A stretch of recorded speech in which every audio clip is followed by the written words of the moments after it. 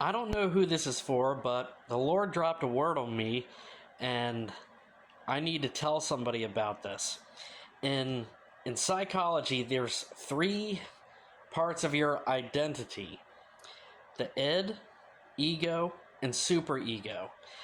Now, in psychology, simplified, the way it was explained to me was that in simplified terms, the id is who you actually are, the ego is who you think you are, and the superego is who you want to be. But that's from a worldly point of view. From a spiritual point of view, if you're serious about your walk with Christ, you need to take that ego, toss it in the trash. Because your ego, if your ego runs rampant or at least gets its foot in the door, that's going to lead to pride, arrogance, a holier than thou attitude, acting like a Pharisee.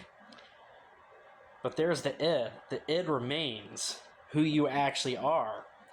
Then when you give your life to Christ, God's going to take a look at the id and the superego, who you are and who you want to be.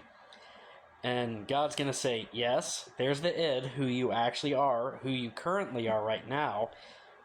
But then he looks at the superego and says, yeah, I got better plans for you. So instead of having that superego, who you want to be, from a worldly point of view, God's going to say, don't worry about that from your point of view.